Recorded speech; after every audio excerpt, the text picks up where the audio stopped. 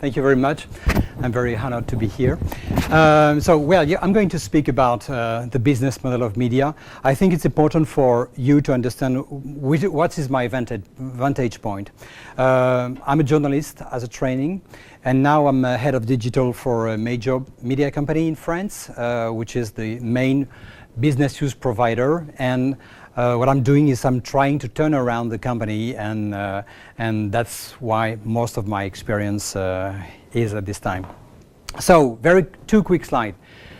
As far as the media is concerned, and mostly the print press is concerned, here is what it looked like before the internet.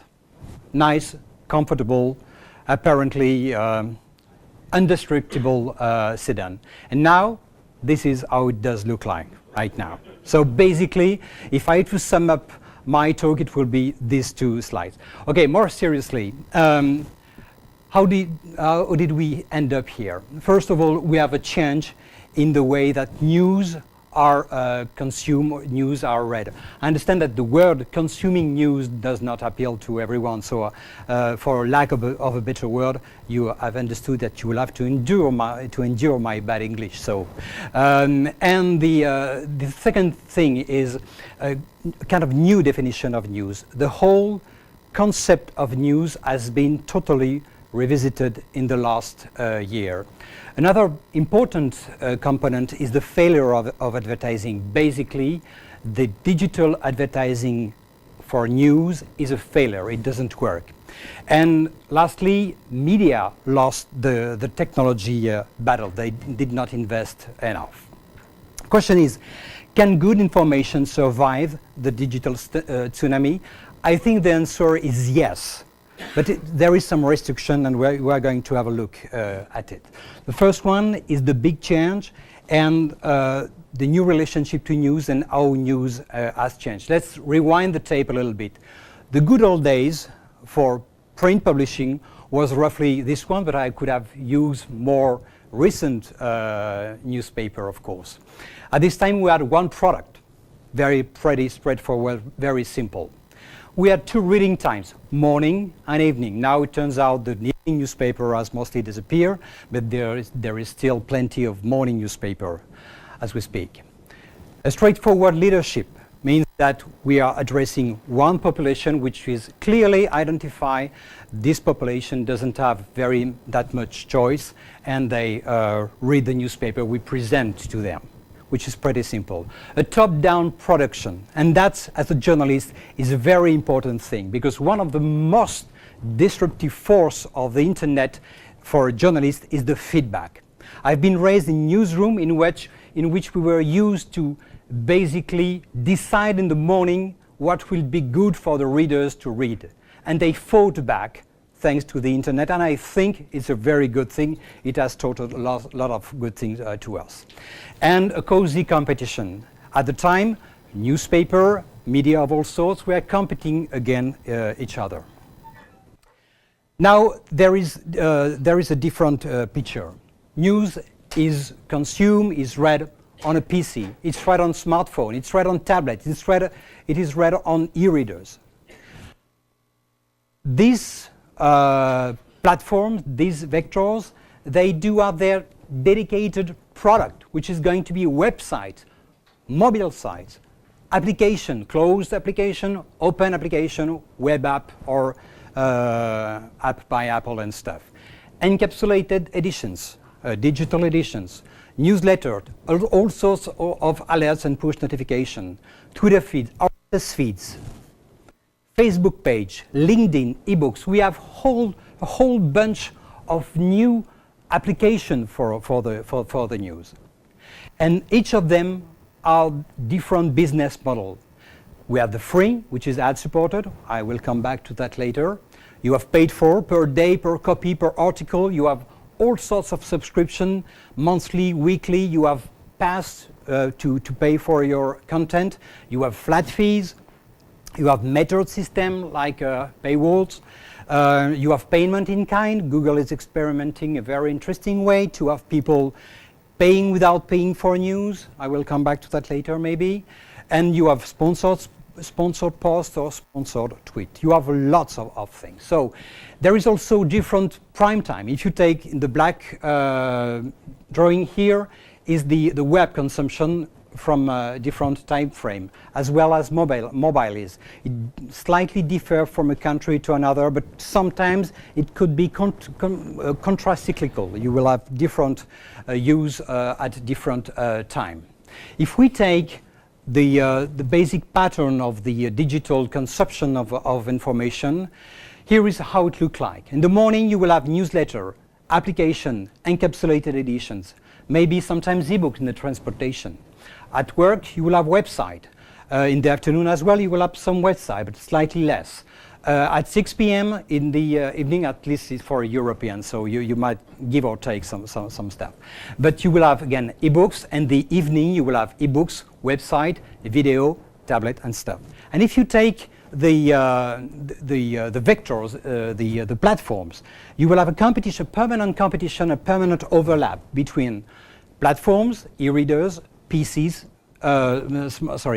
smartphone, e-readers, and tablets. And it is going to mix up all the time. So it makes things very complicated. And above all, you will have a permanent stream and a permanent access to Facebook, Twitter, and various kind of alerts. So that makes the environment extremely complicated to deal with. We have multiple audience. The audience has never been so fragmented.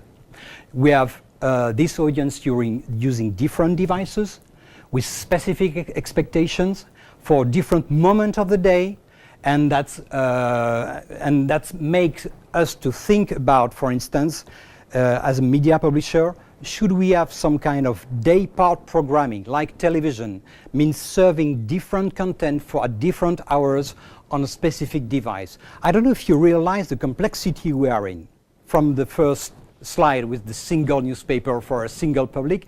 Now we have to encompass this whole image. One thing about the free model, because unfortunately for the publisher I represent here, the internet is born with the idea that information should be free, which I don't think is the case. Let's look at some facts. A newspaper such as the New York Times spends $200 million per year for its newsroom. They maintain 1,200 reporters and writers of all sorts. And just to give you another example, when they are covering big war such as the Iran war, not yet Iran, the Iraq war or the Afghan war, they spend something like $3 million per year. That's the cost of maintaining relatively safely a set of reporters, photographers, videographers, and stuff in a capital such as Baghdad or Kabul. They cover, for instance, they spend, for instance, $70 million to cover international news. News is an increasingly costly business.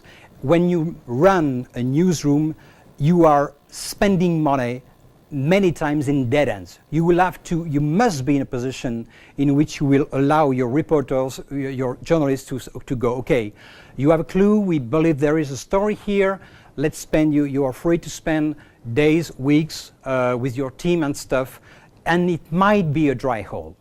If we don't have such liberty, we won't have original reporting. That's a very important point. Of course, it depends when you, what's your definition of news?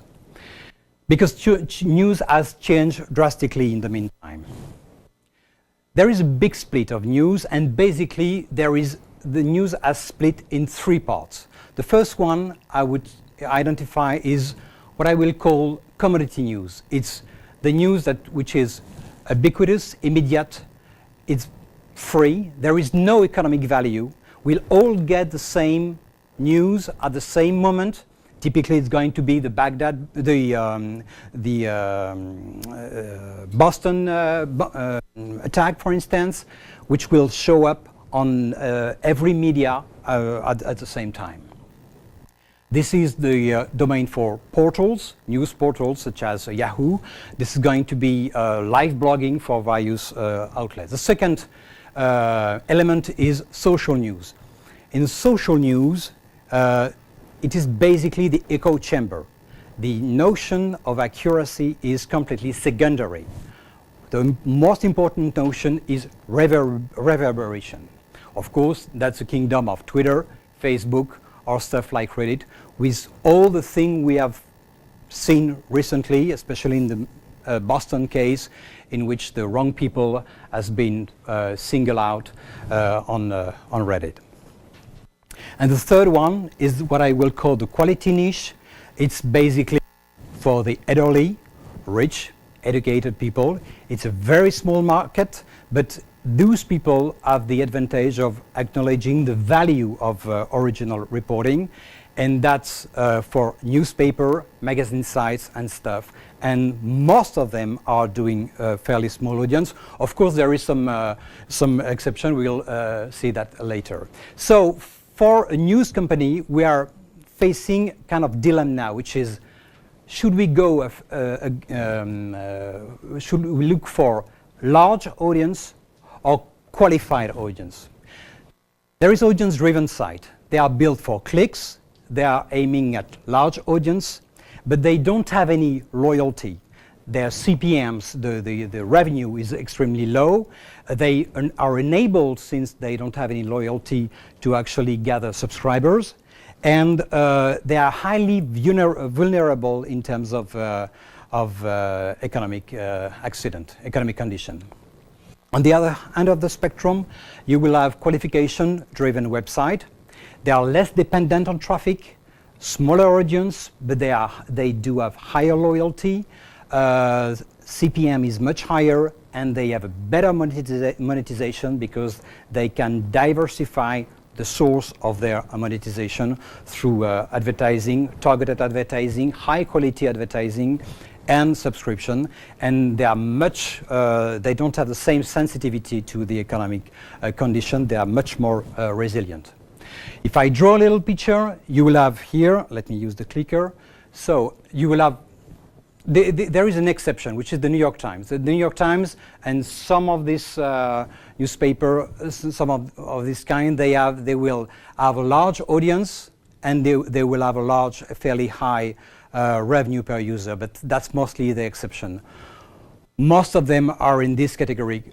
Curiously enough, The Guardian, which is an excellent newspaper online, they gather a fairly small amount of money. They have something like 60 million unique viewers per month, and they only collect something like $50 million per year, which is fairly small if you compare to the New York Times, for instance. Means that their ARPU, their average revenue per user, is extremely small.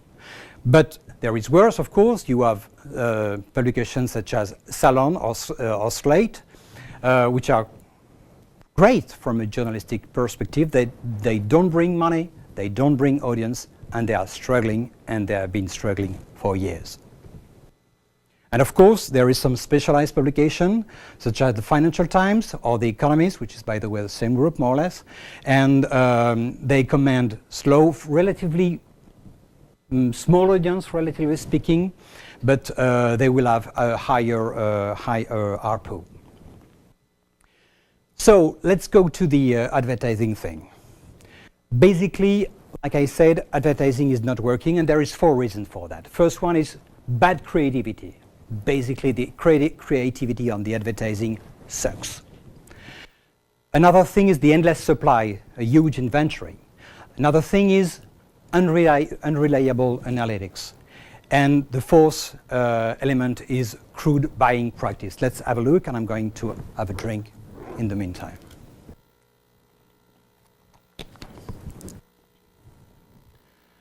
That was for the first rogue wave, by the way, because there is other wave coming.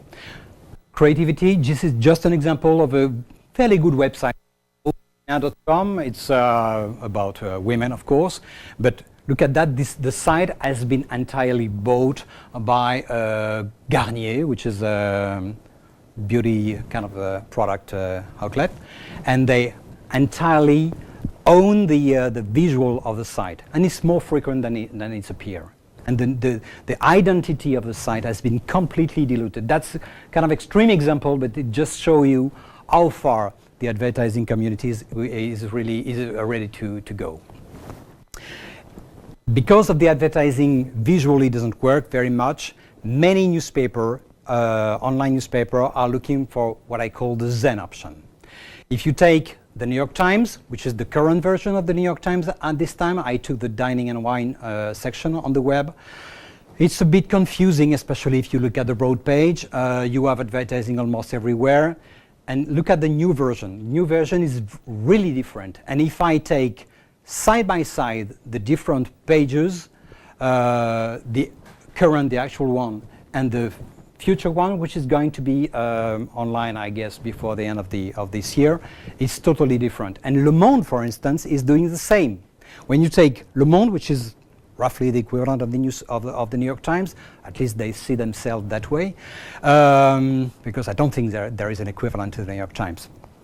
Le Monde, for instance, they have clearly two zones in their offerings.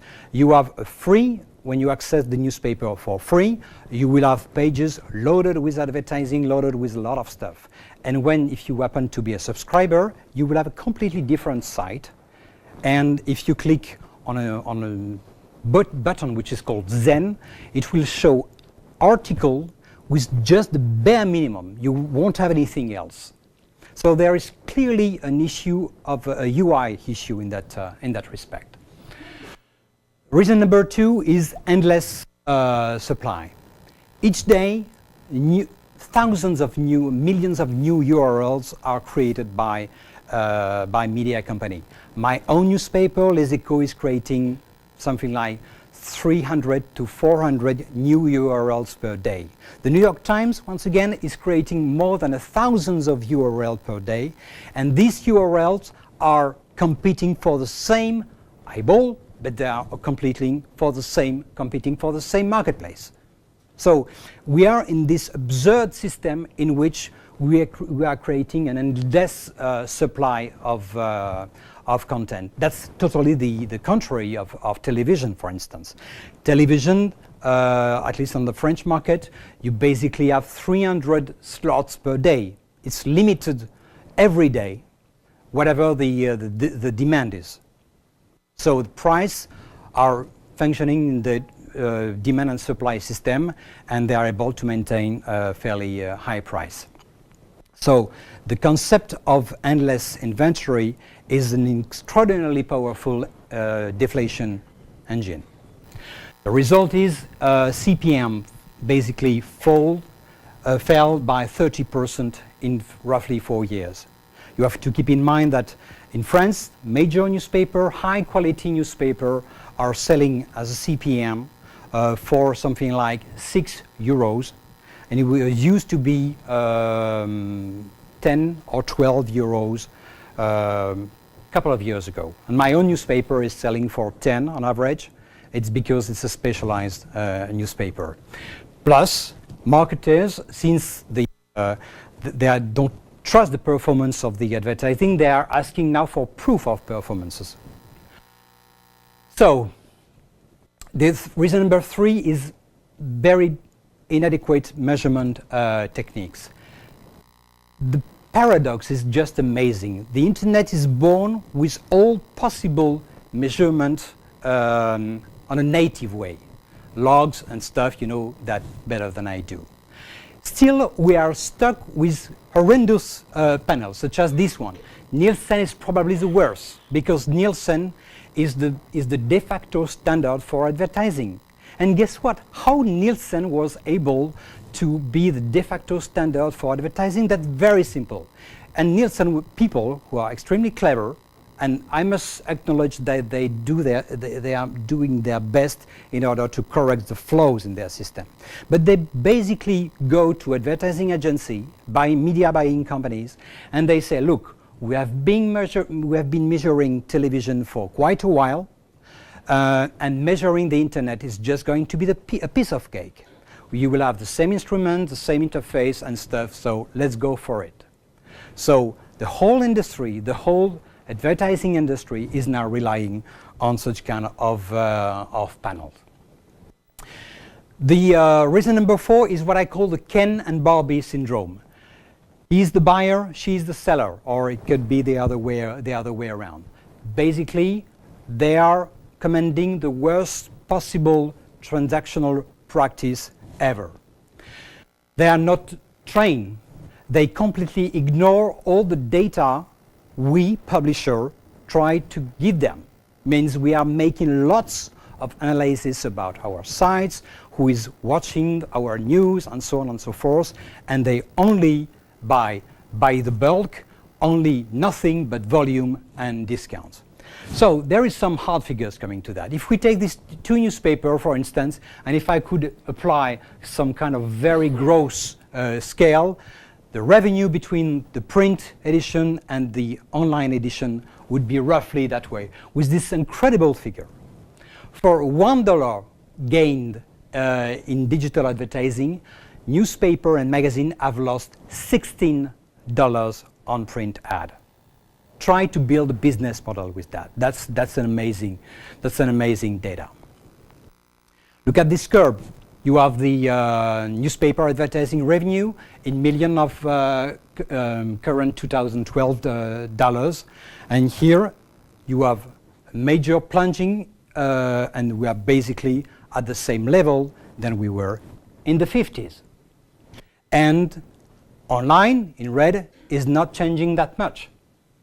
So we are facing a real problem here. But there is more. Remember the Ken and Barbie. Okay, so the good news is they will soon be replaced by machines.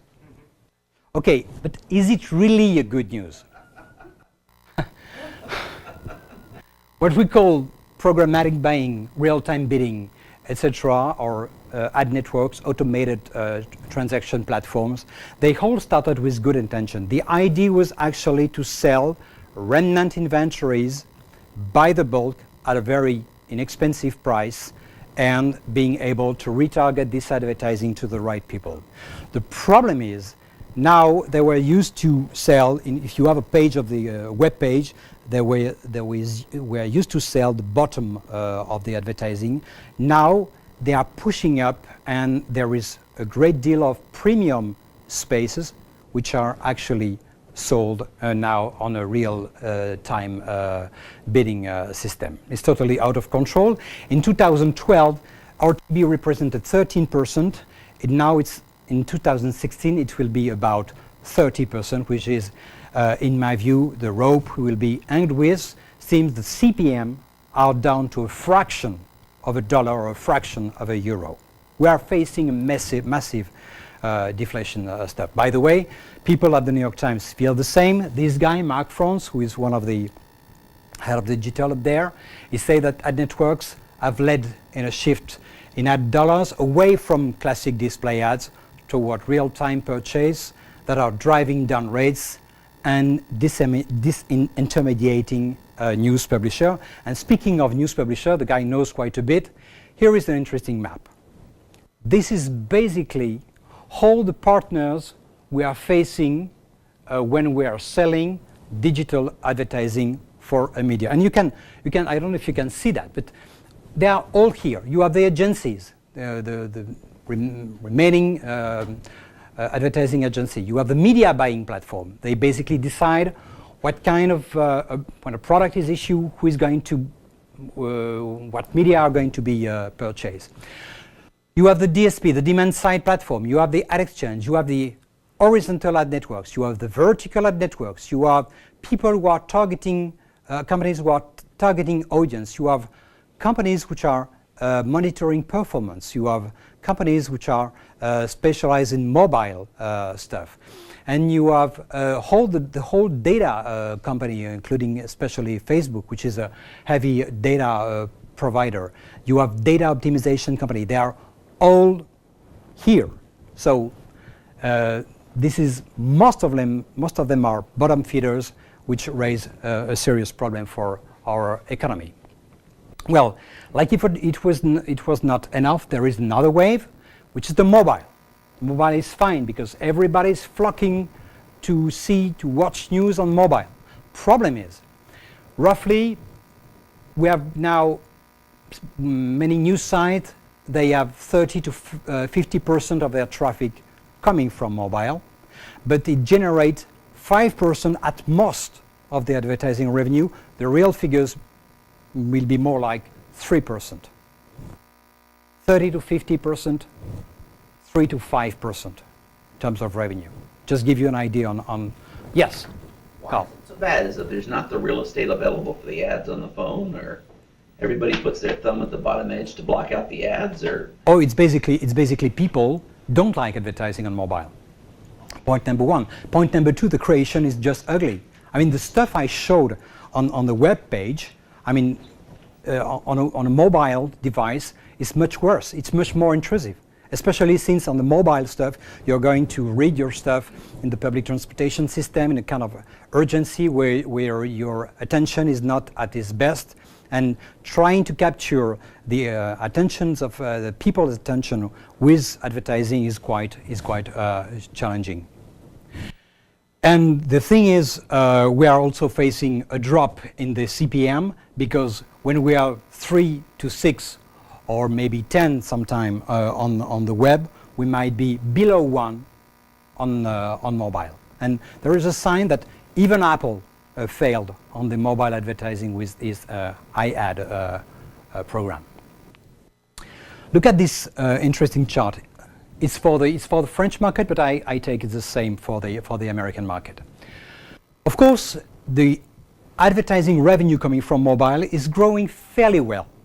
It's growing 6 times better in France than the web advertising revenue are doing.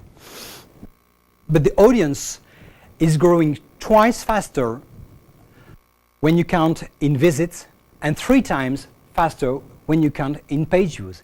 It means that each people who is flocking on the mobile for us brings structurally less and less money over time, which is really a serious problem. Okay, to sum up, sorry? Sure. Why do you, it would be convenient if you got the same revenue per user, in the sense of yeah, sure, it would be great. But it doesn't cost you any more to set things up, right? It's all automated. Yeah, but except that you have a clear shift in terms of audience, that now the audience is transferring itself to the mobile. I mean that the audience is transferring, is going to a platform in which we make less money, and it doesn't, regardless of the price of serving a page on mobile, we are making less money per user on a mobile, much less money per user on a mobile than we do on the regular web.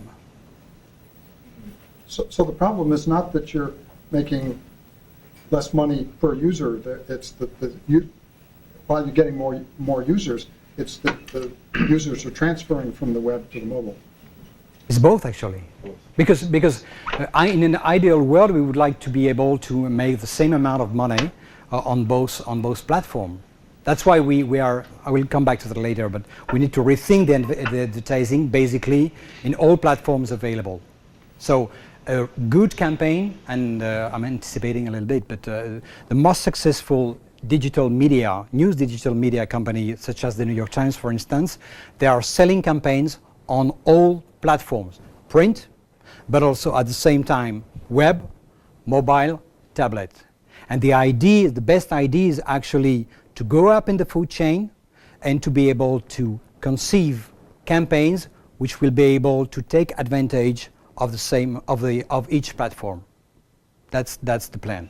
Because otherwise, if we are in a kind of one size fits all, we might have a very lousy system. Dennis? Yeah, you're suggesting that the susceptibility of a user to advertising is growing less and less, particularly in the mobile area. Oh no! I'm suggesting I'm not suggesting that. You mean the susceptibility? I mean, yeah. Users don't like advertising on mobile. That's right. They reject that. And they don't pay any attention to it by not clicking through.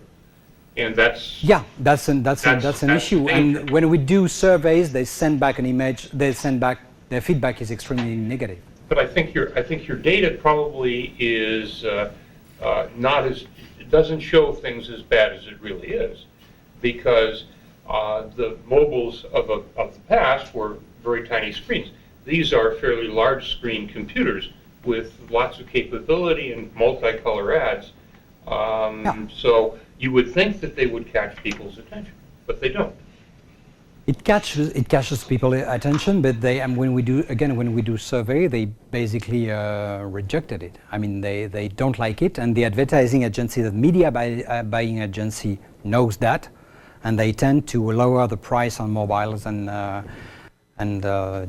basically it doesn't work. I think your equation on the bottom doesn't quite capture the story. You're really talking about the total revenue is going down as the shift moves to mobile. It's not per user, it's the fact the total difference. Yes, the total. When 30% move over to mobile and you only get 5% of the revenue of that, that's the total Yeah. goes down. Yeah. It doesn't really matter whether it's per user or not. Well, actually, it does matter a little bit, because I think one of the shift we are facing in the media company is actually introducing the notion of ARPU. Means that we are going to, instead of thinking in terms of silos, that I have a daily, I have a magazine, I have a radio station, I have a mobiles app, I have web apps and stuff. The idea is actually to measure what brings a user which has been somewhat in contact with our news content. So that's why we are looking at the picture. But you're right, yeah. Keep going, I want to know. Sir? Can I ask? So is the lower CPM on mobile because of lower click-through rate on mobile phone, or some other reason? I say lower CPM on mobile, basically because the entity who is actually fixing the price on mobile are the media buying agencies. And when media buying agencies decided that, based on surveys, based on analytics, based on various performance indicators, that it doesn't work, they push the price further down. So that's an issue. Sure. Isn't that also because you have, well, it's supply and demand, you have less advertisers wanting to buy mobile because they don't trust that, but also, this also includes all the mobile ads that go into games and all these other things. I'm talking about news. No, you're right, I'm talking about news only. Okay? Okay, to sum up, basically, we have a changing notion of news, we have segmented audience, we have multiple vectors to access the news, and we have an extremely difficult business environment with kind of durable deflationary mechanism at work, and which translate into a huge value destruction. Okay, now where do we go from here? That's what I say, turning around the dinosaurs. Dinosaurs, the price, basically. As we mentioned, you get it, advertising won't be able to support, to sustain quality information. But first of all, personally, I'm not anti-advertising. I don't want to judge, but I'm against the concept of advertising, which is not the case. I think the model of advertising on digital is flawed, that's it. But I think it could bring some serious cash if some conditions are met. The first one is we, publishers, we need to recreate some kind of notion of scarcity. I've been writing for quite a while in the Monday Note that publishers have been totally wrong by keeping their entire inventory available for sale. At my newspaper, Les Echos, at the last count, we have something like 2 million pages, potentially, which are available for sale, which is totally ridiculous. Of course, it's a kind of long-tail mechanism, but still, it's totally ridiculous. So my belief is that publishers should consider closing down a significant amount of their inventory. When I say a significant amount, it should go as high as 50%, 30 to 50% I take. Recreating scarcity. The second idea is better analytics. My personal recommendation to my own company, and it does not reflect the management of a position of my company, but that's my suggestion and recommendation, is actually to get out from the Nielsen kind of stuff, to get out for such kind of flawed panel. We need to create some ad hoc studies, ad hoc survey in order to see exactly what is going on our website. And we can do that in a very precise manner, in a very fair manner. Just to give you an idea, in France, the Nielsen panel has 25,000 panelists, people who actually have a box on their computer which record every move.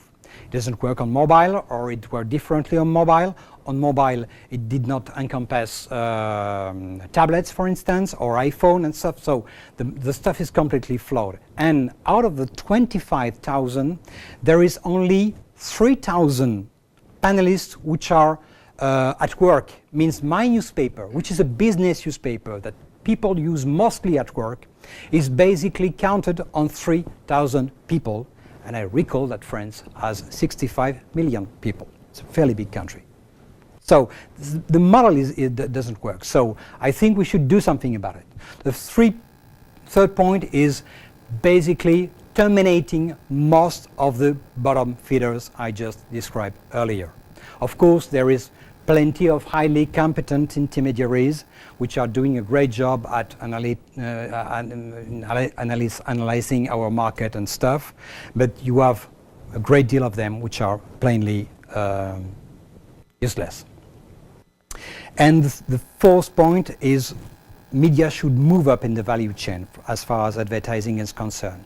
A year ago, I went to the New York Times and I discovered that at their advertising department, they have a whole bunch of people with great technical skills.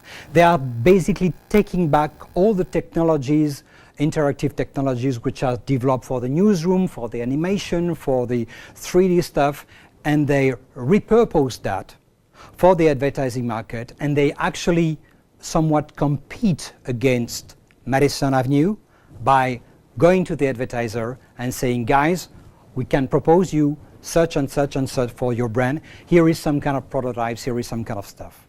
As long as we will not be able to move up in the value chain, we might have some issues. Just quickly, 5 more leads. The first one is focus, another one is data, platforms, and technology, and corporate reinvention. Very quickly. The first one is we need to keep focusing on our core asset.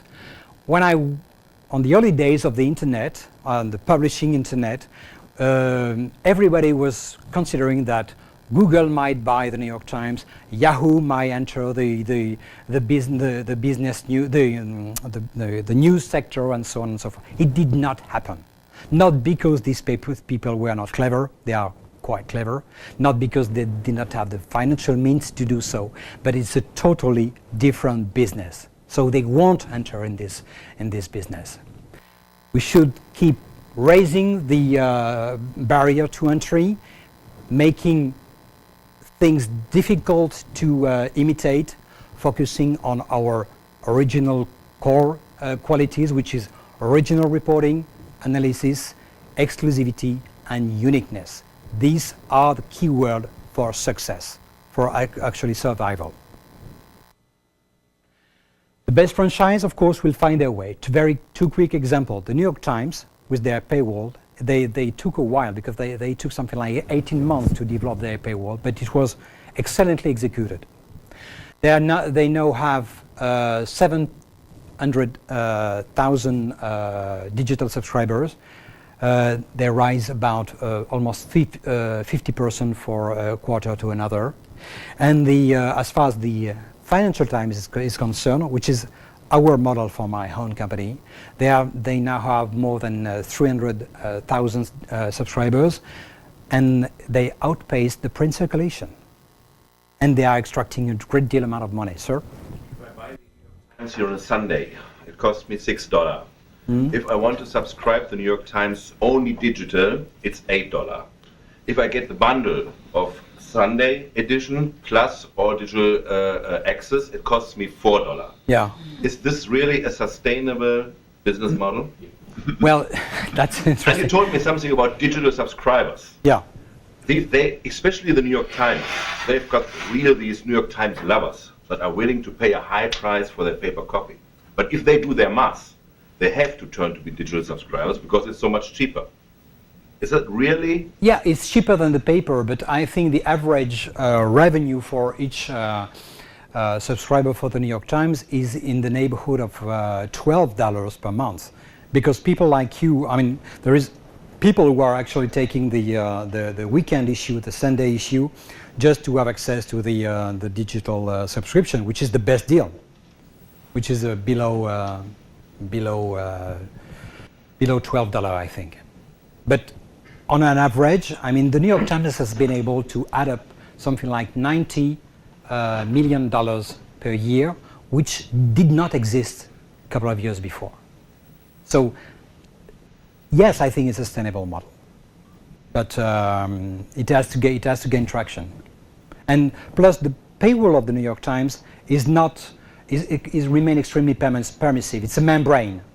When you come, as you know, when you come from a social network, when you come from a search engine, it does not decrement your the 15 stories you get for free, which is not the case for the Financial Times. And I have actually another example, which is a tiny example. It's in Switzerland, a newspaper called Le Temps. They decided overnight to go for a paywall, but they did so in the harshest way possible. No access whatsoever as long as you are not registered. Very few amount of stories available, and they sustain a drop of something like 30% in their digital circulation, but they regain this circulation something like 6 to 9 months afterwards. So, I mean, the whole paywall stuff and digital subscription stuff works as long as there is some quality. The other thing is data, and that's where we are working on quite a lot at my newspaper. Think about, best analogy is a passport. A 10,000 pages passport, but we don't issue and we don't collect the first page, which contain the name and the address and so forth of the person. We just assign them an ID number instead. The first phase is on the first visit we drop a cookie. Basically we issue a passport.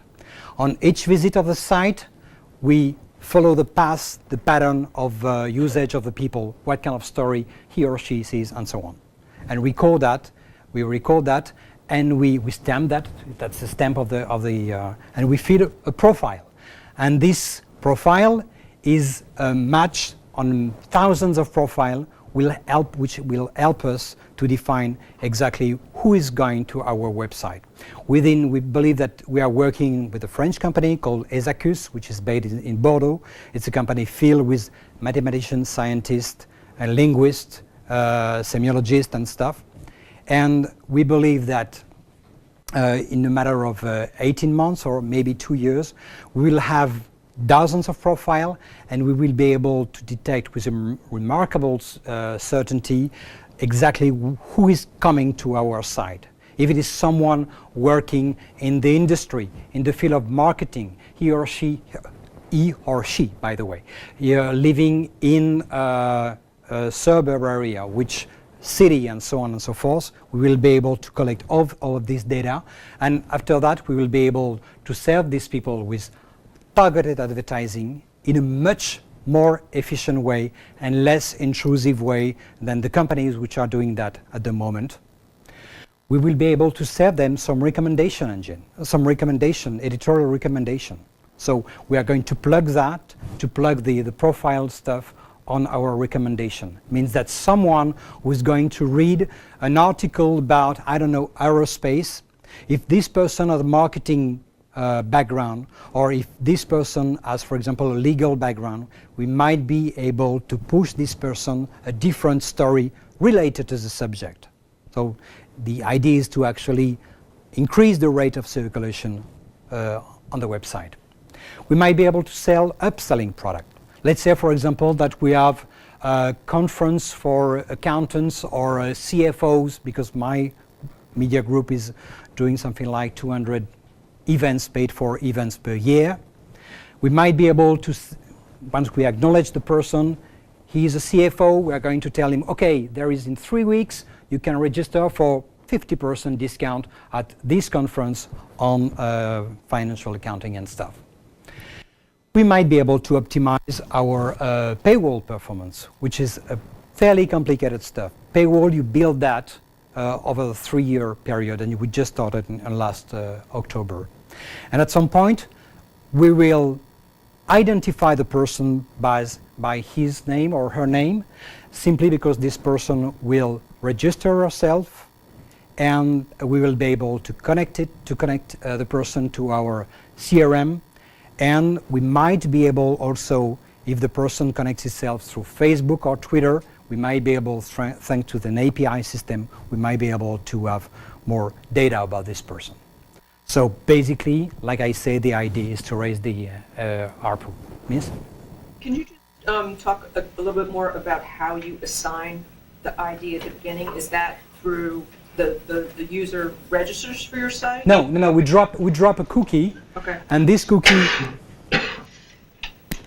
will have just an idea, and this ID will be in a database, and the database and the name, the number of the person will be fed with all its usage pattern. It will be matched against a model, a statistical model, and we will be able to determine the profile of the person. So anybody who comes to the site, they don't have to register, they have to come in through Facebook? No, they don't have to register at this time. They just touch the But site. we are going to warn them, because we have, in France, we have a body which is actually looking for the privacy issues, and we are going to warn them that we are actually using cookie. Dennis? So do you take and try to create a profile of the individual machine? Absolutely. No, the person. We don't care about the machine. Yeah, but you're binding IDs to machines, not to information that you're acquiring from the person. So the IP address isn't adequate. So you look at the browser and look at characteristics of the browser and any other piece of information you have to try to isolate each individual user. Is that correct? Yeah, mostly, yeah. Sir? How were you able to convince a traditional media like newspaper to take on such a challenge? Because these are very foreign concepts to traditional publishing. Oh yeah, well, that's a full-time job. Tell me about it. That's my job, and I'm losing my hairs. So it's very complicated. Because one of the things is, I will come back to that later, but media are quite adverse to technology. They did not invest in technology. Most of them have a kind of suspicious approach to technology, and it's really a hard time to actually convince them. But I'm very lucky, because in my company we have an executive team that understood from the outset the importance of investing in technology, investing in such technology. Sir? Roughly what percent of New York Times, for example, of revenue comes from advertising? In other words, you can raise APU by 10% by raising prices 10%. Yeah, actually, well, I think they rose the price, the price of the copy, the price of the physical newspaper. Newspapers such as the New York Times is a pretty expensive newspaper. But print's expensive. What I've read is they're not making any money on the print. They're actually losing money on the print. They are losing money. The paper itself costs them more, and distribution costs $2.50, more. yeah. So why not just get rid of the paper completely, as the that's an interesting question. has done? Yeah. Get rid of advertising and just raise the APU and provide a quality product. Yeah, it pertains to the importance of paper, because the paper, especially for the advertising community, gives some kind of status. I mean that you won't be able to perform as good as the New York Times is doing without the paper. That's point number one. Point number two, you will always have a substrate of base of people who might be willing to pay for the paper at almost any price. So that's why they bundle actually the Sunday edition with the online edition, so that they can keep up the illusion of many people reading the Sunday edition on a Sunday to make a lot of money on the paper advertising. Yeah, there is another reason to that is they basically make, grossly speaking, half of their advertising revenue on Sunday. So, I mean, that's a specificity of the American market. We don't have such kind of stuff in France, unfortunately. Dennis? A while back, we had a group from Narrative Science in Chicago, which basically described a system which took data and wrote articles and did a pretty good job of it. And of course, the particular data that could be used would be the news article information plus information about your profile, so that articles which you would approve of could be generated, and that would improve the acceptance of those articles by you, and make the CRM for ads perhaps somewhat better. Is this something that you're going for? Well, I hope not, because I think my job is difficult enough with writing people ourselves. So I don't think it might be a possibility. But you know, I mean, recent experience have shown that content farms and stuff like that has not performed very well, and well, it's totally contrary to the idea of assigning value to the news by original reporting, original analysis, and stuff. Sir? Since more and more content is consumed through apps, how does this shift to the app world jeopardize your effort to collect data? Oh, that's an interesting question. It pertains to our strategy. We tend to believe that apps is kind of transitional for us, for the media, because technically speaking, we don't need that much apps, because apps is wonderful when you need powerful rendering engines for games, for graphics intensive application and stuff, which is not the case for media. That's why we would like very much to develop web apps, because web apps, you can drop cookies, you can profile your people and so on. It's not closed gated stuff, unlike apps. So we are going to roll out a set of apps next month, but we are going to roll out a first beta version of web apps, because we want to learn web apps in order to ensure a proper transition from apps to web apps. It might take a while, but we might end up there. Sir? So, news has changed. Mm-hmm. When there was just print, you had two opportunities a day to find out what happened. When television came on, you suddenly had the breaking news thing. Now you've got a mobile device, and you can get the sensation, the immediacy happening.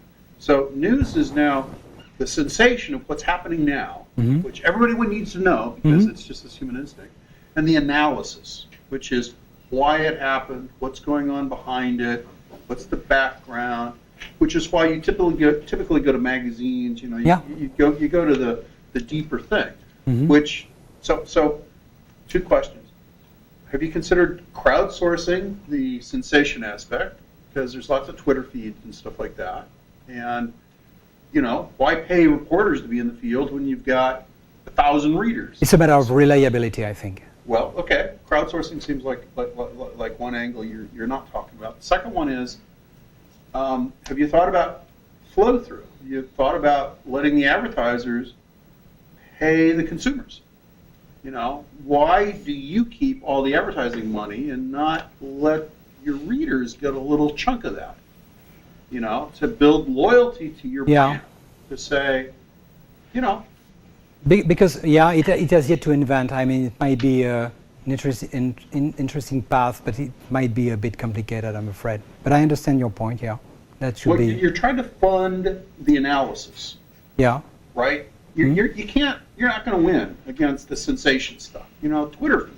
Yeah, we might win, because at some point, I mean, the whole history of the press is that you have high audience stories which are subsidizing low audience stuff, which is necessary to have. For example, I mean, That's the old model.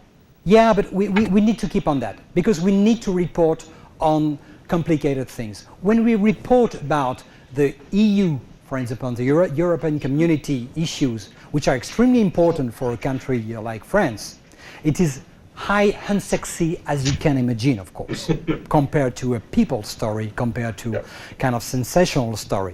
But we need to bundle the whole two in order to be able to produce the EU story, which is very important. So I need to go a little bit faster. So just please. Yeah, but as Craigslist demonstrated, you cannot maintain a bundle. Craigslist took away all the advertising revenue. Yeah, it costs publishers quite a bit. So so the bundle can't. If you're relying on the bundle, that's dead. It's going to die. TMZ is going to beat you to Michael Jackson. yeah, but if we unbundle the stuff, we will die anyway. So we prefer to keep the bundle. I'm sorry.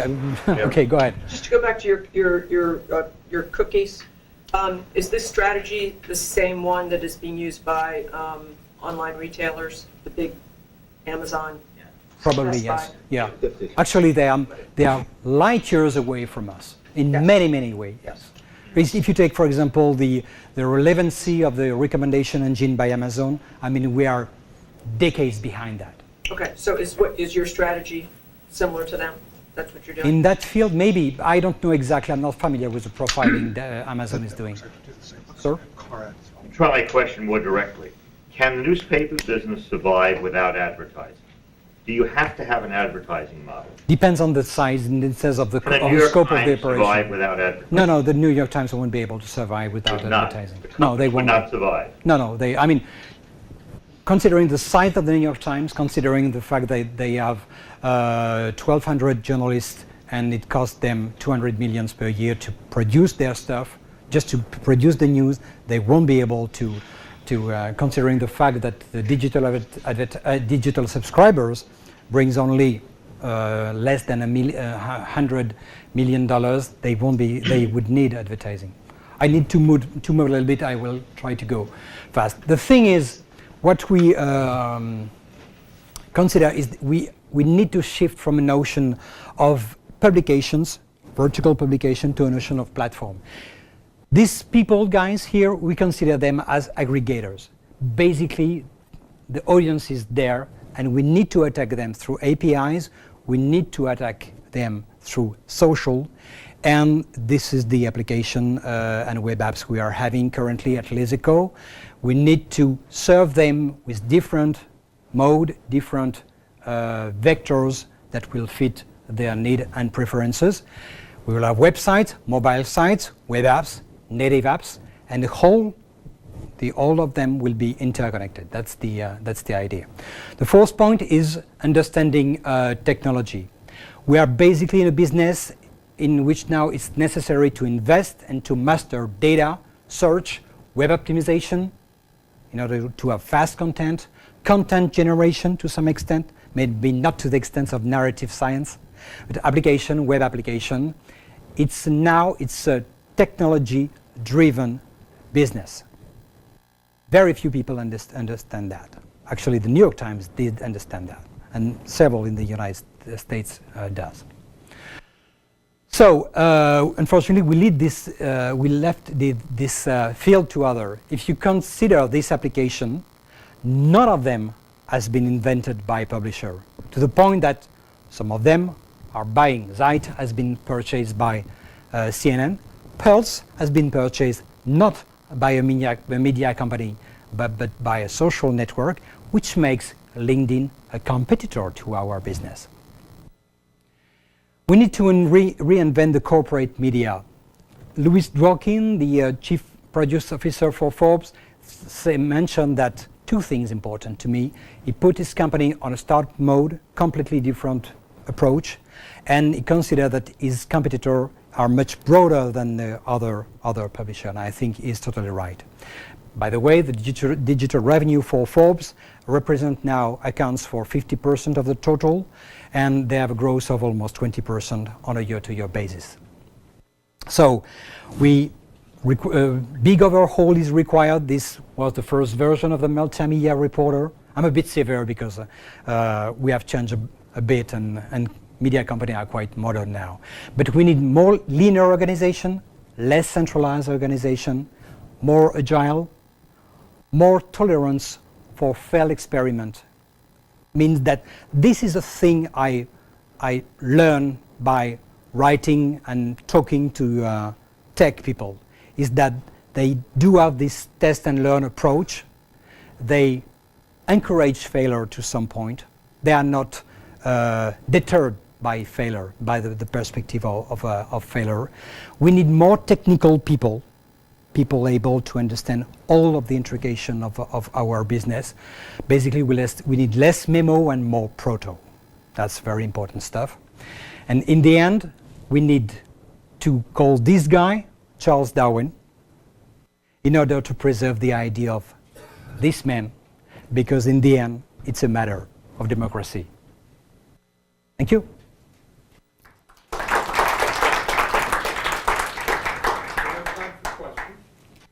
Sir? I wanted to talk to you about the difference between, you have New York Times, you use a lot of New York Times in your publications, more of a national publication, and the difference between that and your local newspaper, because, I mean, the New York Times can draw on their audience is basically the English-speaking world, and China too, they have a Chinese version, you know, so they can get 1 million, you know, almost 1 million paid subscribers, whereas if you're in a town of only 1 million people, and you try to get enough to boost that up, you're not going to get there. Well, I would say it depends on your value proposition. If you are able to tell your readers in your town that what you are proposing them in terms of news coverage is absolutely unique, and they won't find anything else elsewhere. If you are not in the commodity news, if you are in the value-added news, you might have a way to have these people paid for. And actually, there is plenty of example of American newspaper who are extremely harsh, extremely severe in their approach to paywall. I mean, the numbers are small, but people have no choice but paying online, and for some of them it works. But of course, it works better for large organization. But and you're right in the sense that the English language help quite a bit.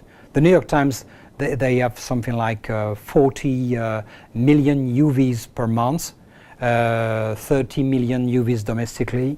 So we are in the business in which the winners takes all. The biggest you are, the more chance you have to. Lady, I think you have a question. Yeah, I had a question about print advertising. So when cable TV first entered and increased the supply of slots, ad slots, broadcast, and also drew away viewers from broadcast TV, Yeah. Ad rates went down for broadcast because Yeah. fewer viewers. But eventually the ad rates rebounded because even though the total amount of people watching a broadcast show went down in absolute terms, it was still a huge market. It was still like sort of the easiest way to reach 14 million viewers. So I guess I'm wondering if you get the sense that print advertising might also sort of enjoy that same kind of rebound where you might have fewer people overall looking at newspapers in the printed form, but it's still the only place you could have a huge ad or reach that large of an audience. Well, actually, there is another mechanism I did not mention about the demise of advertising, which is the time spent on various media. When you compare the time spent on the web versus the time spent on print, you will see that the time spent on the web is much bigger, but the allocation, the ad spending, what brands are spending on it, is much smaller, which is totally the contrary on the print. Print, small viewership in terms of time allocation, but high spending. So the mechanism will offset the stuff, and it's a mechanism which is going to actually withdraw some investment for the print. So mechanically, the print advertising is about to dry up furthermore. I don't know if it does answer your question, maybe. I hope so. So it's not going to have the same experience? No, I don't think so. No. TV.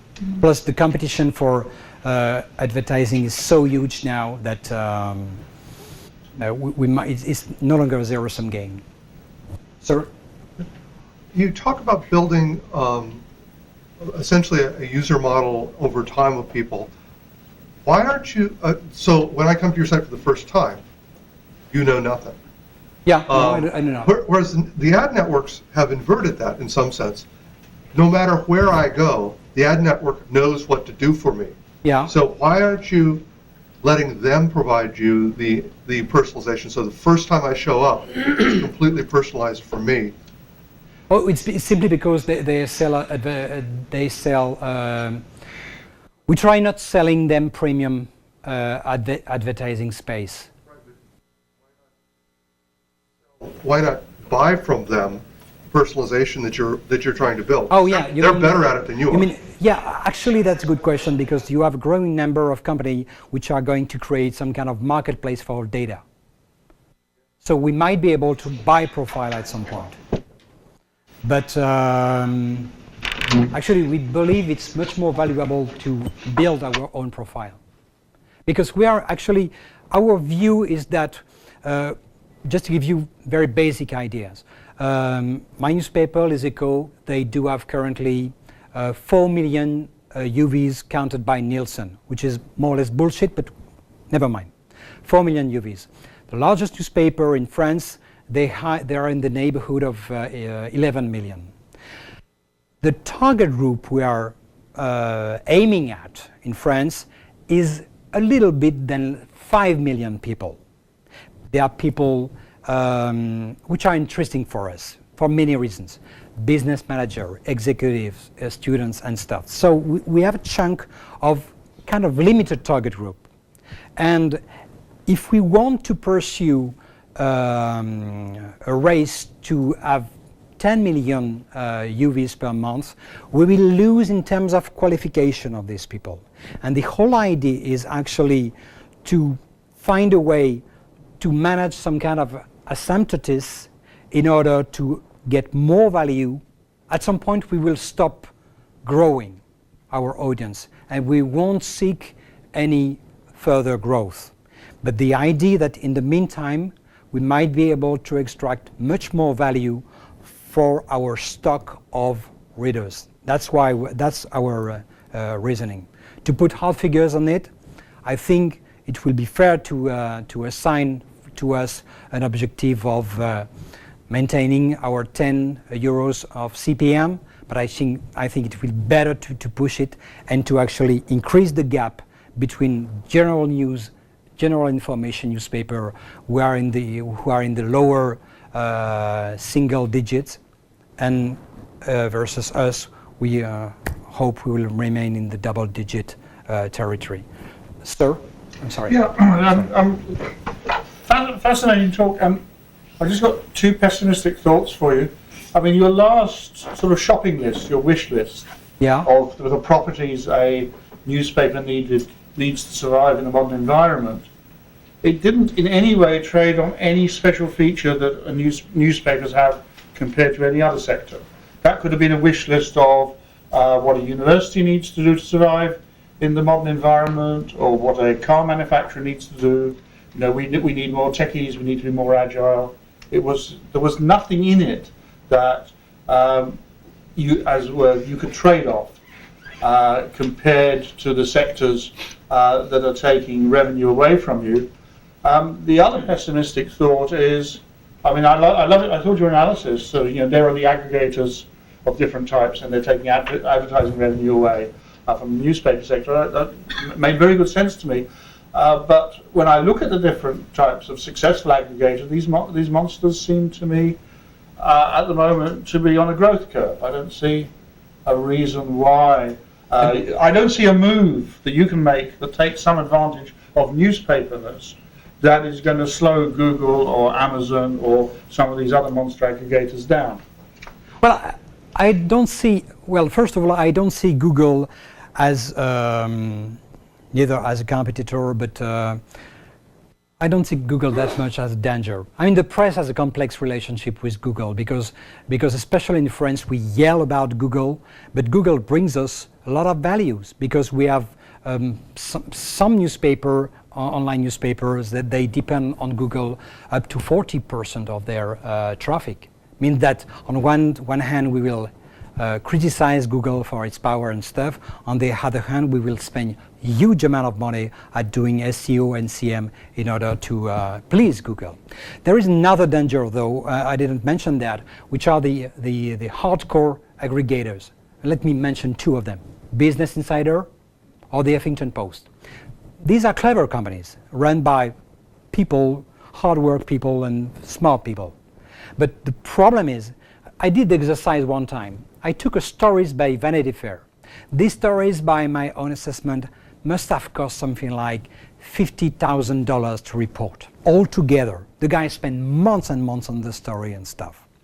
The story on the vanityfair.com generate something like 30 comments. The same story was on the Huffington Post under 300 words kind of condensate of the story, summary, and it generates 600 commentaries. Means that you have a value which is taken for free, because of course the Huffington Post story was absolutely clear on copyrights, and they mentioned the source, they link back, and so on and so forth. They were fairly clean, but they actually took the value, hijacked the value away from Vanity Fair. So there is two analyses. Either the Huffington Post clever are extremely people are extremely clever, which is the case, or the Vanity Fair people are a bit dumb as far as digital strategy is concerned. I'll let you draw your own conclusion. Sir? The same argument would argue against the long tail, because if you're trying to create scarcity, other people would hijack that information, and the scarcity have no value, no different than the movie industry. I believe that scarcity has value as long as you manage your own scarcity. I mean that if you are able to actually restrict the number of pages you are going to put your ad on, and if you are able to concentrate the incoming investment of the advertising community on the most valuable stuff, and if you decide that you won't sell to any ad networks which will resell you your stuff for less than $1 of CPM, I think you are creating some value. But you have to have unique content. That's the issue. If you make this montage with some kind of commodity news that you can find everywhere else, then it won't work. You need to preserve your uniqueness. You need to have in your media outlet some stuff that won't be available anywhere else. That's the idea. That was my point. Huffington Post would remove some of your scarcity because they have hijacked that. Yeah, but personally, that's an interesting question. Personally, I would prevent the Huffington Post of taking back my stories. And it doesn't work that way, because actually it was candidly told by people from the Huffington Post. They were basically explaining how it works. They are receiving calls from the New York Times saying, okay, we have this stuff, you should take it back and backlink to us. So the newspaper industry and the print, online print industry, if you will, online news industry, is actually selling itself off, you know. And I think it's a big mistake. I think we need to be much more radical than we are. So you have a system which gathers information about people. There are strong laws in France about privacy and that sort of thing, much stronger than here. Yeah. To what extent is that constraining what you get to do? Well, we are not. First of all, our lawyers are currently working around this, but we believe we are sure that we might remain in the boundaries of the French laws, because the French laws say that you can collect stuff, but you have to declare it and you have to inform your people, your audience. Then actually you are going to collect some information. You have to detail the information that you are about to collect, and you have to give them a way to provide them a possibility to opt out of your system. So It will, and we are going to be very careful with that because we don't resell our data. We don't share them because we know that if someone subscribes to or goes to our website and actually find itself a couple of weeks, months later deluged by unwanted mail and stuff, and if they find a way to actually link this deluge to us, it will be a really killer stuff for our business. So we are going to be extremely careful with that. Sir? I'm in the news industry like you are in Europe, and don't you think since it's so costly for us to produce news, and you give the example of the New York Times, but there will be digital-only companies that will produce unique content under the economics of the internet much more cheaper. Like models over here, Bleacher Report or SB Nation, that simply pick experts on the field. Yeah. Like 25 experts on the 49ers here in San Francisco, and let them report Sunday for Sunday and simply pay them into their vanity with recognition and everything, but do a much better job than any professional journalist actually could do on the 49ers. That could be the possibility for the 49ers. That won't be a possibility for a financial investigation regarding Wall Street abuse. That won't be a possibility for covering a foreign conflict. That won't be a possibility to actually make an in-depth profile of the Tsarnaev brothers. Yeah, your model is not contradictory to mine, and actually we as a whole, we should not insulate ourselves saying we are just doing value-added news, we're ignoring the rest. And you're right in the sense that we should also consider crowdsourcing and stuff as you just mentioned. They are not contradictory as long as we keep some part of kind of cordon sanitaire about our uniqueness. I think that's a key element. Sir? So, big picture are people working on alternate ways of funding news sources? I mean, this advertising is, I hate it. You hate it, yeah. Yeah, okay.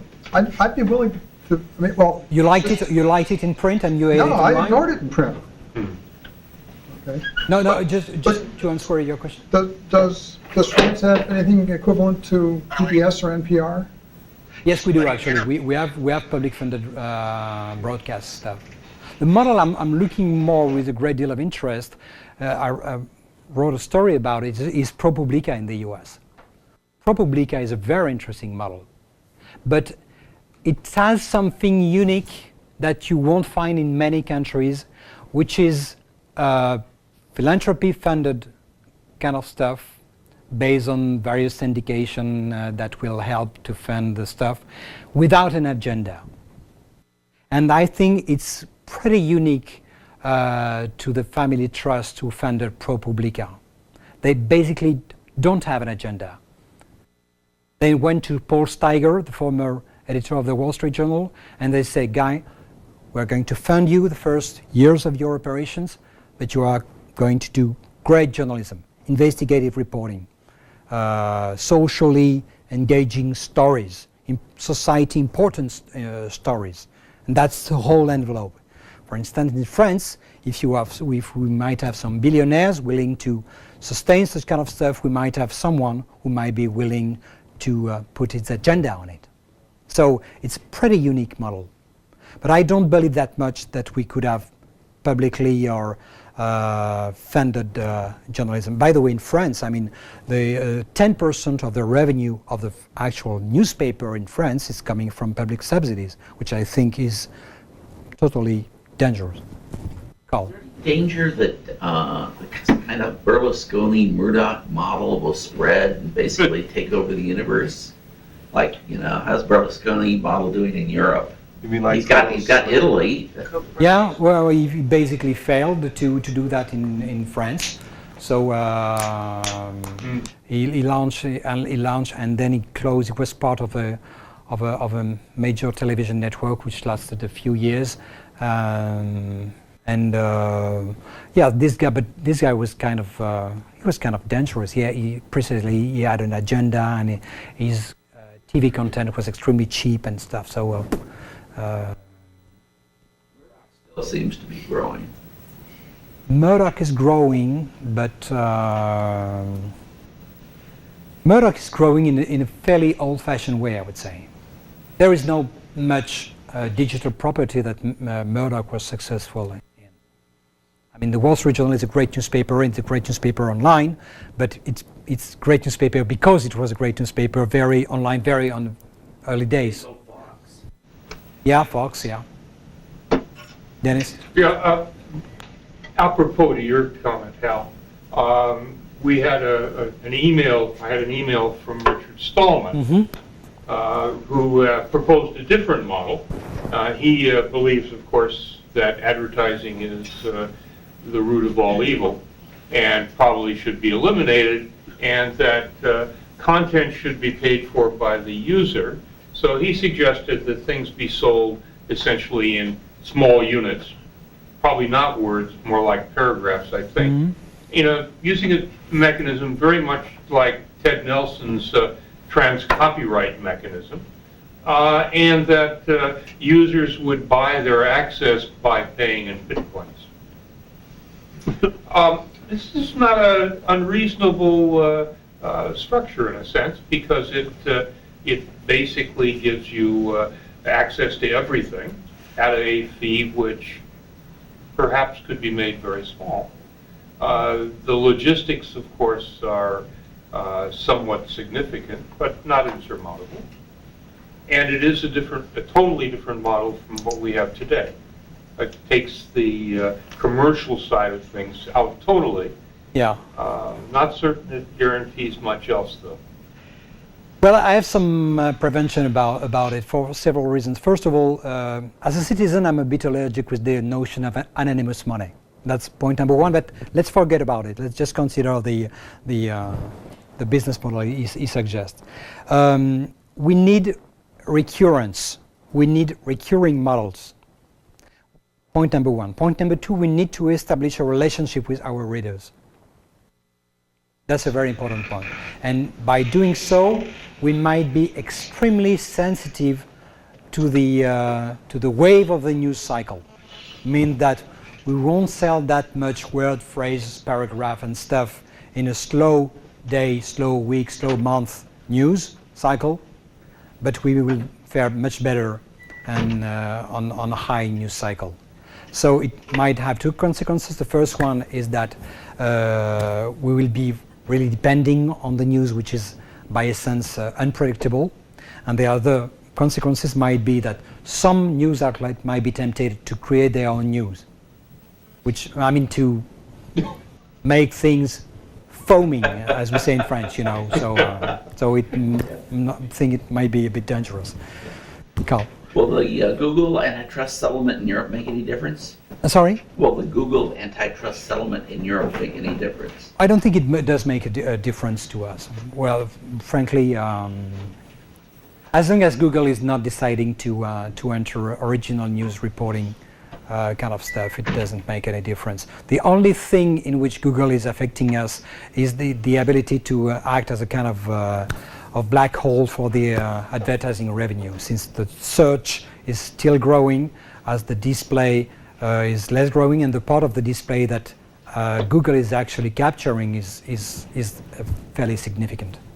We have time for one more question on that. So, sorry, you didn't have an opportunity, and the lady, you will have the last word. Sir? Oh, I have one. Okay, so related to the topic of users disliking ads, back when web ads, and I guess they still are kind of popular, users decided, some users anyway, I don't know what percentage, decided to fight back by installing these things called ad blocking. Ad blocking, plugins. yeah, that's right. And That's I'm the most downloaded extension of Firefox. Yeah. But I'm wondering, did that play a role in any of the downturn of web ads, or was that even a noticeable impact in the advertising world? It doesn't have a noticeable impact. I understand your question because as much I'm able to check it, but it doesn't have any impact. But I think it's a sign. It's a signal. I'm sorry. We should not ignore it. Miss, and I think it will be the last question. Yeah, you talked about eliminating some advertising intermediaries. And Some of them, yeah. But I take it those intermediaries existed when it was print only, right? So they're ad companies and There were Blackbird. much less for the print. Yeah. So I guess what I was wondering was, with the technological tools that you were talking about, is that an opportunity, an area of opportunity for you, you know, sort of to disintermediate that relationship with advertisers? Or do you think that a lot of those intermediaries sprang up in the electronic? Well, most of them sprung up, yeah. Oh, sure. okay. They are definitely. I mean, compared to I've been in the news business for quite a while now, and compared to the early, the early days of the print-only business, there is much more intermediaries at this time. You have this whole people working on data, reselling remnant advertising and stuff, and which did not exist at the print era. So that's much more fragmented market, and these intermediaries are capturing a great deal of value, I think.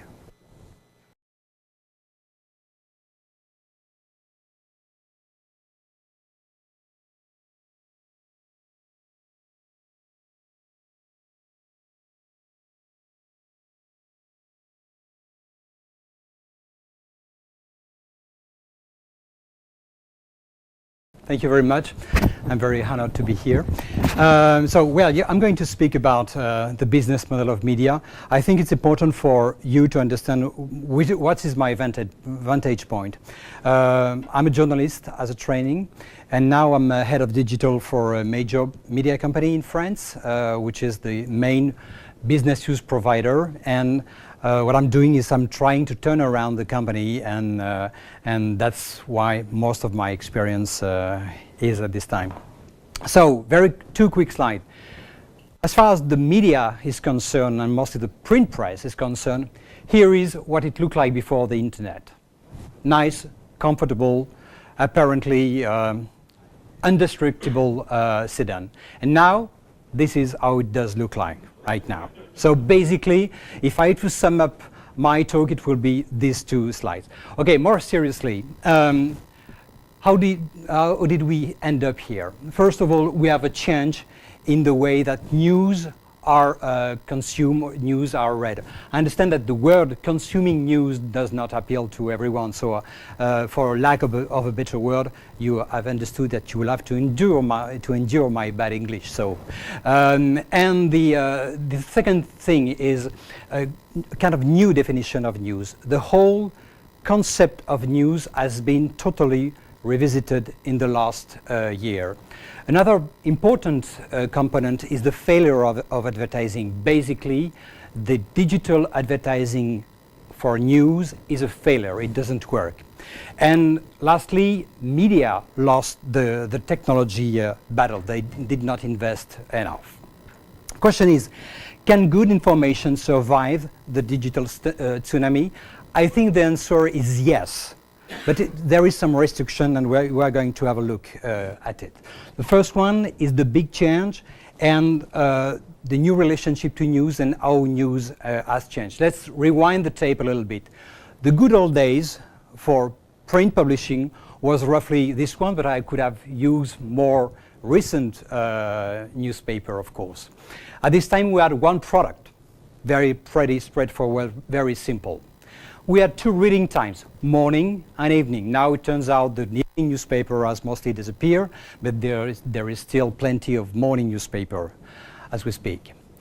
A straightforward leadership means that we are addressing one population which is clearly identified. This population doesn't have that much choice, and they read the newspaper we present to them, which is pretty simple. A top-down production, and that, as a journalist, is very important of news. Because news has changed drastically in the meantime. There is a big split of news, and basically the news has split in three parts. The first one I would identify is what I will call commodity news. It's the news which is ubiquitous, immediate, it's free, there is no economic value. We'll all get the same news at the same moment. Typically, it's going to be the Boston attack, for instance, which will show up on every media at the same time. This is the domain for portals, news portals such as Yahoo. This is going to be live blogging for various outlets. The second element is social news. In social news, it is basically the echo chamber. The notion of accuracy is completely secondary. The most important notion is reverberation. Of course, that's the kingdom of Twitter, Facebook, or stuff like Reddit, with all the things we have seen recently, especially in the Boston case, in which the wrong people has been singled out on Reddit. And the third one is what I will call the quality niche. It's basically for the elderly, rich, educated people. It's a very small market, but those people have the advantage of acknowledging the value of original reporting, and that's for newspaper, magazine sites and stuff. And most of them are doing a fairly small audience. Of course, there is some exception. We'll see that later. So for a news company, we are facing kind of dilemma now, which is, should we go, should we look for large audience or qualified audience? There is audience-driven site. They are built for clicks. They are aiming at large audience, but they don't have any loyalty. Their CPMs, the revenue is extremely low. They are enabled, since they don't have any loyalty, to actually gather subscribers.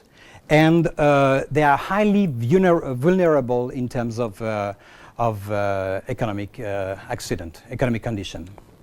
On the other end of the spectrum, you will have qualification-driven website.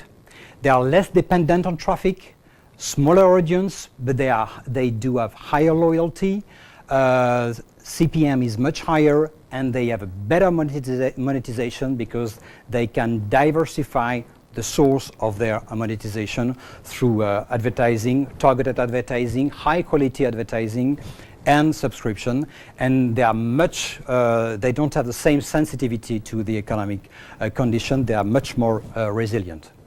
If I draw a little picture, you will have here, let me use the clicker.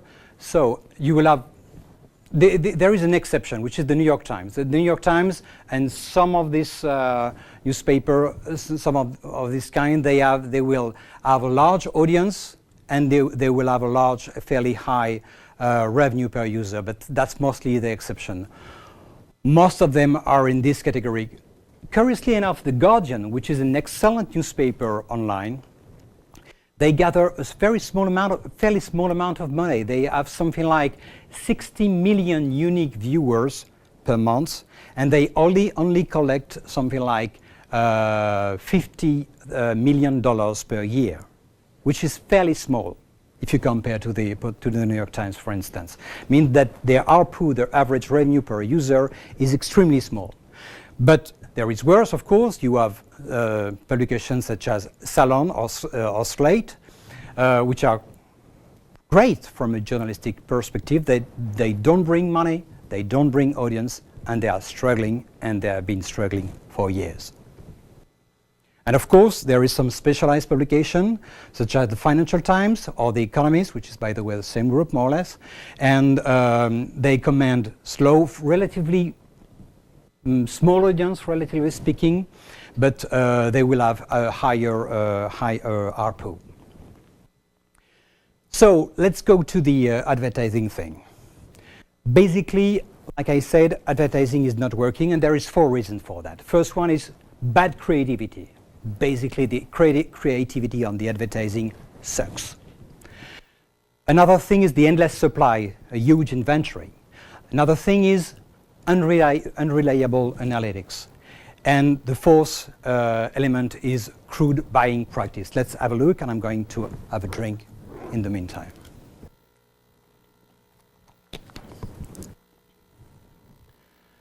That was for the first rogue wave, by the way, because there is other wave coming. Creativity, this is just an example of a fairly good website. It's about women, of course, but Look at that. The site has been entirely bought by Garnier, which is a beauty kind of a product outlet, and they entirely own the visual of the site, and it's more frequent than it's appear. And the identity of the site has been completely diluted. That's kind of extreme example, but it just shows you how far the advertising community is ready to go. Because of the advertising visually doesn't work very much, many online newspaper are looking for thing, because one of the most disruptive force of the internet for a journalist is the feedback. I've been raised in newsroom in which we were used to basically decide in the morning what will be good for the readers to read. And they fought back thanks to the internet, and I think it's a very good thing. It has taught a lot of good things to us. And a cozy competition. At the time, newspaper, media of all sorts were competing against each other. Now there is a different picture. News is consumed, is read on a PC, it's read on smartphone, it's read on tablet, it is read on e-readers. These platforms, these vectors, they do have their dedicated product, which is going to be a website, mobile site, application, closed application, open application, web app, or app by Apple and stuff. Encapsulated editions, digital editions, newsletter, all sorts of alerts and push notification, Twitter feeds, RSS feeds, Facebook page, LinkedIn, ebooks. We have a whole bunch of new applications for the news. And each of them are different business models. We have the free, which is ad supported. I will come back to that later. You have paid for per day, per copy, per article. You have all sorts of subscription, monthly, weekly. You have pass to pay for your content. You have flat fees. You have metered system like paywalls. You have payment in kind. Google is experimenting a very interesting way to have people paying without paying for news. I will come back to that later maybe. And you have sponsored post or sponsored tweet. You have lots of things. So there is also different prime time. If you take in the black drawing here is the web consumption from a different time frame, as well as mobile is. It slightly differ from a country to another, but sometimes it could be contracyclical. You will have different use at different time. If we take the basic pattern of the digital consumption of information, here is how it looks like. In the morning you will have newsletter, application, encapsulated editions, maybe sometimes ebooks in the transportation. At work you will have website. In the afternoon as well you will have some website, but slightly less. At 6 p.m. in the evening, at least it's for Europeans, so you might give or take some stuff. But you will have, again, ebooks, and the evening you will have ebooks, website, video, tablet, and stuff. And if you take the vectors, the platforms, you will have a competition, permanent competition, a permanent overlap between platforms, e-readers, PCs, smartphone, e-readers, and tablets. And it's going to mix up all the time. So it makes things very complicated. And above all, you will have a permanent stream and a permanent access to Facebook, Twitter, and various kind of alerts. So that makes the environment extremely complicated to deal with. We have multiple audience. The audience has never been so fragmented. We have this audience using different devices with specific expectations for different moments of the day, and that makes us to think about, for instance, as a media publisher, should we have some kind of day part programming like television, means serving different content for at different hours on a specific device. I don't know if you realize the complexity we are in from the first slide with the single newspaper for a single public. Now we have to encompass this whole image. One thing about the free model, because unfortunately for the publisher I represent here, the internet is born with the idea that information should be free, which I don't think is the case. Let's look at some facts. A newspaper such as the New York Times spends $200 million per year for its newsroom. They maintain 1,200 reporters and writers of all sorts. And just to give you another example, when they are covering big war such as the Iran war, Iraq war, or the Afghan war, they spend something like $3 million per year. That's the cost of maintaining relatively safely a set of reporters, photographers, videographers, and stuff in a capital such as Baghdad or Kabul. They cover, for instance, they spend, for instance, $70 million to cover international news. News is an increasingly costly business. When you run a newsroom, you are spending money many times in dead ends. You must be in a position in which you will allow your reporters, your journalists to go, okay, you have a clue, we believe there is a story here, let's spend, you are free to spend days, weeks with your team and stuff, and it might be a dry hole. If we don't have such liberty, we won't have original reporting. That's a very important point. Of course, it depends what's your definition of